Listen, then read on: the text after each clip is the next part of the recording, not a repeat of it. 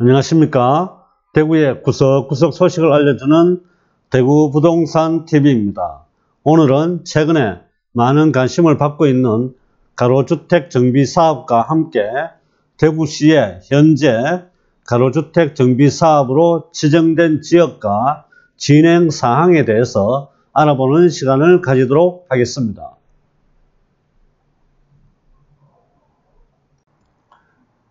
그럼 지금부터 가로주택 정비사업에 대해서 알아보겠습니다.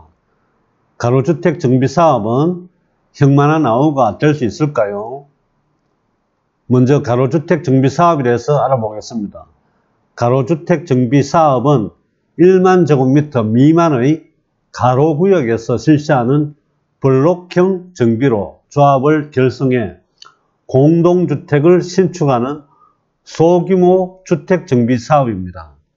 노후 불량 건축물이 전체의 3분의 2를 넘고 공동주택이 20가구 이상이거나 단독주택이 10가구를 넘으면 추진할 수 있습니다.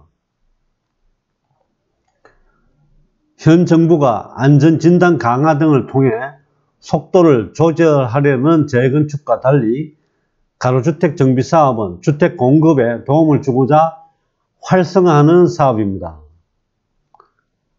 이전까지는 사업자나 주민들 대부분이 재건축, 재개발 등 대규모 정비사업에 관심이 높았기에 가로주택 정비사업은 많이 생소한 듯 보이는데 2018년 2월 시행된 빈집 및 소규모 주택 정비에 관한 특례법에 따라서 가로주택 정비사업 등 소규모 정비사업 활성화를 위한 지원 규정이 당기면서 한층 더 알려지기 시작했습니다. 좀 더 구체적으로 살펴보면 대상은 단독주택과 공동주택이 해당이 됩니다. 가로구역에서 종전의 가로를 유지하며 소규모로 주거 환경을 개선하는 사업입니다. 규모는 단독은 10호 이상, 다세대는 20세대 이상입니다. 단독과 다세대가 합산해서 20 이상 하는 경우에도 가능합니다. 합산 20 미만이어도 단독만 10호 이상이면 가능합니다. 면적은 1만 제곱미터 미만인데 외에도 있습니다. 시행 방법은 가로구역에서 사업 시행 인가에 따라 주택 등을 건설 공급을 하게 됩니다. 시행자는 토지 등 소유자가 됩니다. 또는 조합이 될 수도 있고, 공동시행자는 시장, 군수 등 주택공사 등 건설업자, 신탁업자, 리츠가 할 수가 있습니다.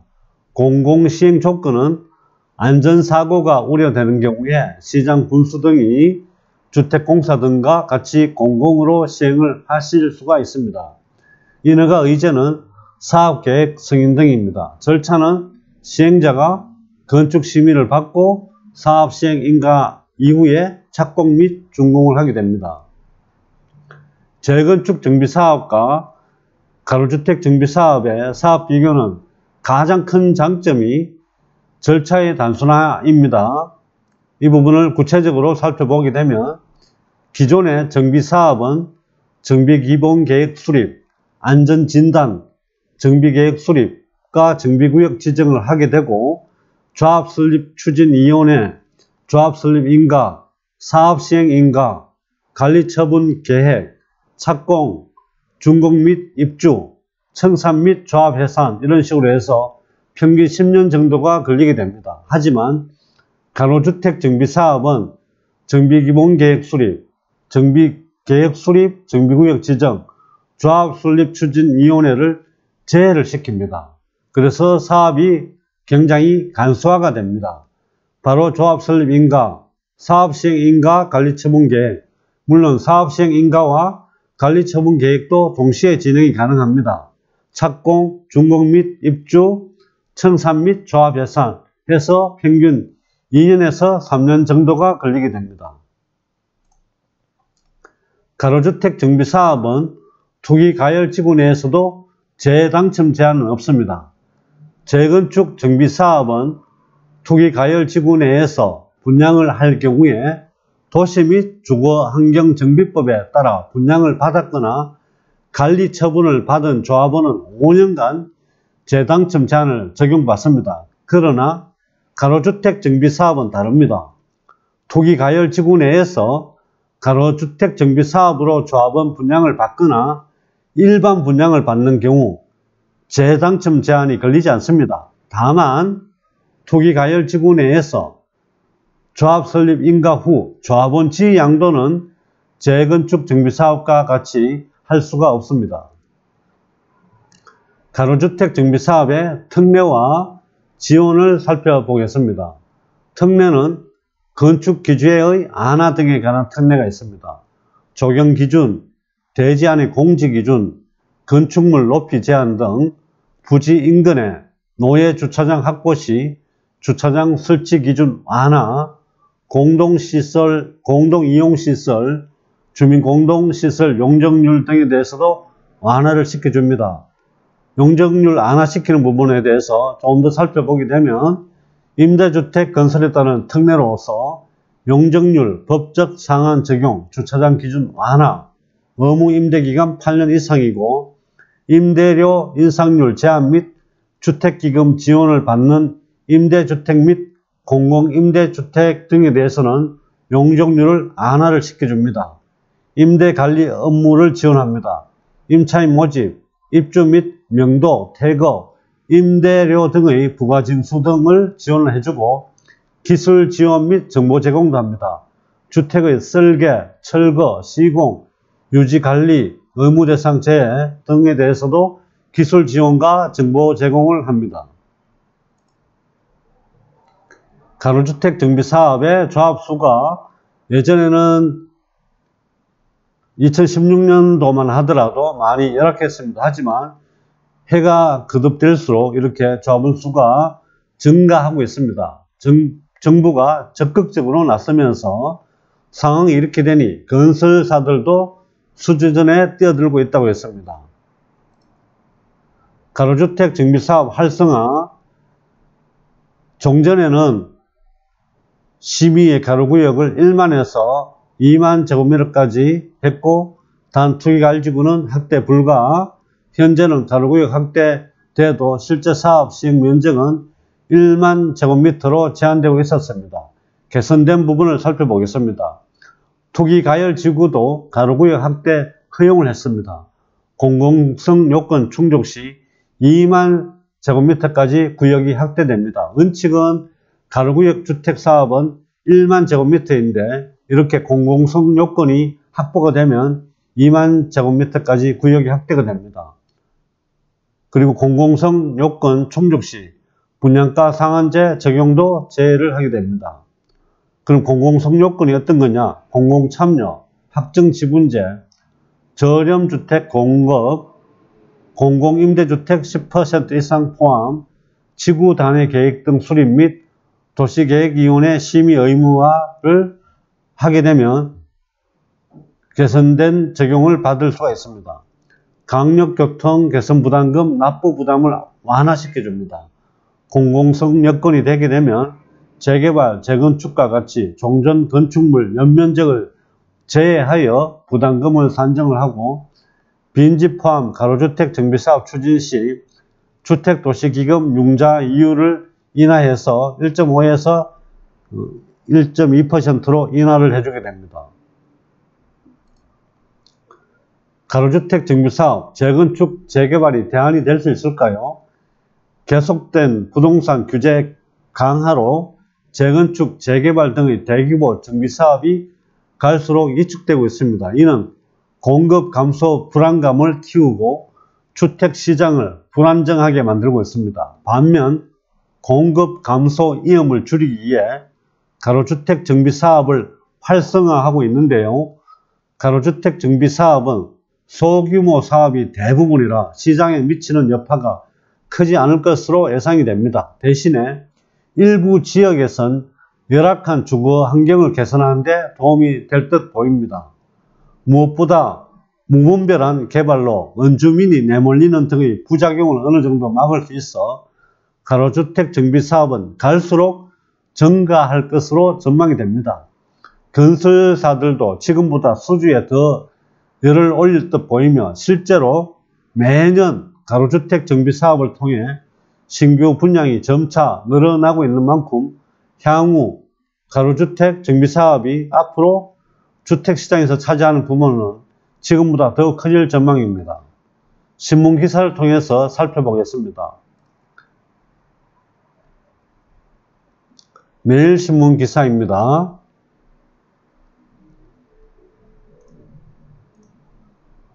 화면을 조금 확대해서 보시면 매일경제신문에 기사가 가로주택 지으라면서 4층만 올리라니라는 기사가 났습니다. 2020년 3월 29일 도심 공급 활성화 실효성 논란, 정부 도심 주택 공급 확대 이에 용적률 청수 인센티브로 주기로 했다. 이종 지역은 청수 15층까지 허용, 일종은 청수 안 늘려 사업성이 좀 떨어진다. 일종도 7층까지 풀어야 된다는 의견이 나오고 있다는 그런 기사입니다. 조금 더 내려가서 한번 살펴보겠습니다.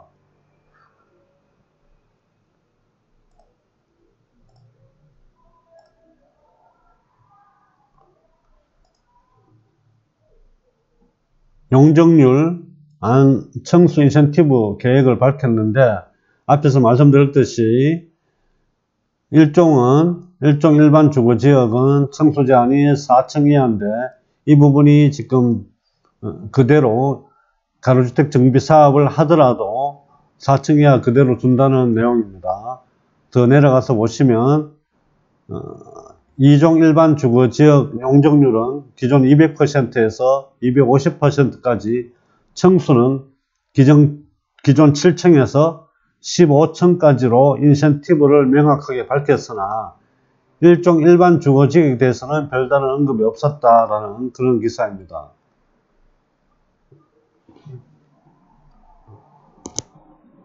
여기서 다시 한번 다른 정리된 부분도 살펴보게 되면 가로주택 정비사업 인센티브 용적률 2종 일반 주거지역은 200%에서 250%, 1종 일반 주거지역은 150에서 200%, 2종 일반 주거지역 청수는 7층에서 15층, 1종 일반 주거지역은 4층, 인센티브가 없다.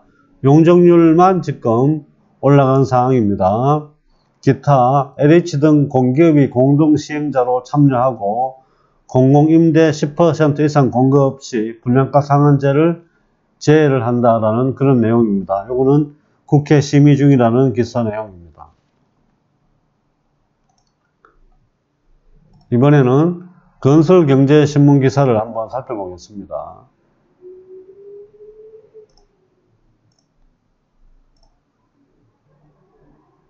공공참여 가로주택 정비사업이 급물살을 일으키고 있다. 건설경제신문에 2020년 4월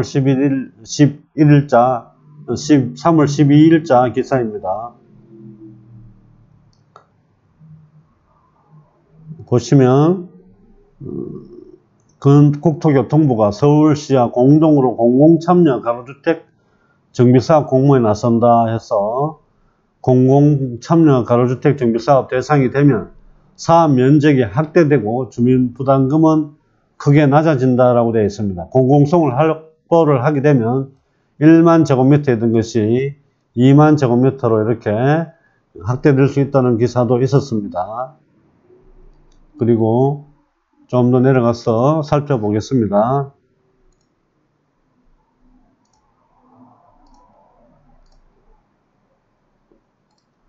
가로주택 정비사업은 종전의 가로구역을 유지하면서 노후 주거지를 소규모로 정비하는 사업이다. 대규모 재개발 사업과 달리 사업 절차가 간소하고 신속하게 추진할 수 있고 주택도시기금을 통해 사업비 융자를 1.5%의 낮은 금리, 이 부분이 1.2%로 이렇게 개선시켜서 내려갔던 기사도 앞에서 제가 말씀드렸습니다. 가로구역 6m 도로, 6m 도로가 있으면 이 지역을 가로구역으로 해서 할 수 있다는 거. 더 내려가시면 2016년에는 15개 조합이 가로주택 정비사업 추진했는데 지난해 111개로 조금 지나는 기사입니다. 이렇게 공공 참여로 인해서 많이 확대되고 있다는 기사를 보실 수가 있습니다. 그럼 대구시청에 들어가서 대구시 진행사항을 한번 살펴보겠습니다. 먼저 대구광역시 홈페이지 들어가시면 이렇게 분야별 정보가 나옵니다. 분야별 정보에 들어가서 도시주택 건설을 클릭하시고 자료실에 들어가시게 되면 소규모 주택 정비사업 추진 현황 2020년 3월 말 기준에서 나오는 게 있습니다. 여기에 들어가 보겠습니다. 들어가서 열람을 해보도록 하겠습니다. 열람을 해서 아랫부분에 보시게 되면 자율주택 북구침 3동 1381-83이 있습니다. 그리고 가로주택 정비사업 추진 현황이 있습니다. 1번부터 13번까지 있네요. 중구, 동구, 수성구, 남구, 중구, 수성구, 중구가 좀 많은 편입니다. 지금 현재 추진 단계가 이렇게 나오고 있습니다. 사업 계획은 5개동 373세대, 202세대 이렇게 해서 쭉 사업 계획도 나오고 있고 사업 명칭도 나오고 있습니다.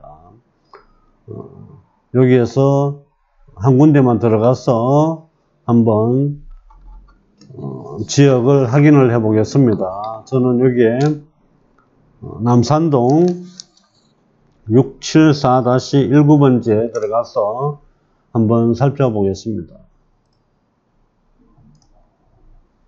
지도로 네이버에서 검색을 해 보겠습니다.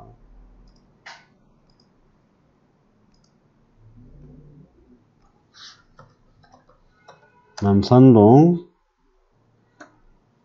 674-19번지 검색을 하니까 지적편집도로 보겠습니다. 반월당역에서 가까이 있습니다. 요 맞은편 쪽이 이번에 아파트가 분양이 된 데입니다. 스완 포레스트가 분양했는 지역이고 참고로 말씀을 드리면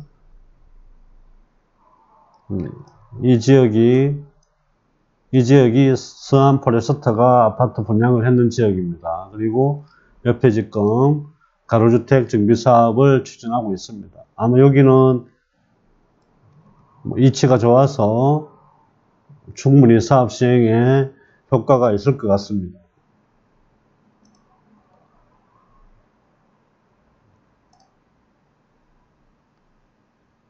이건 닫고 이렇게 확인해 보실 수가 있습니다. 여기에도 또 소규모 재건축 사업 추진 현황도 확인하실 수 있습니다. 여기도 16개 단지가 있습니다. 지금 사업 계획, 추진 단계 등을 이렇게 확인해 보실 수가 있습니다. 오늘은 가로주택 정비 사업에 대해서 알아보았습니다. 주변에 기반시설이 잘 갖추어져 있고 각종 편의시설이 구비되어 있다면 가로주택 정비 사업도 투자해 볼 만한 가치가 있다고 생각을 합니다. 오늘의 영상이 좋았다면 좋아요와 구독을 꼭 눌러주시기 바랍니다. 좋아요와 구독은 저에게 많은 힘이 됩니다. 감사합니다.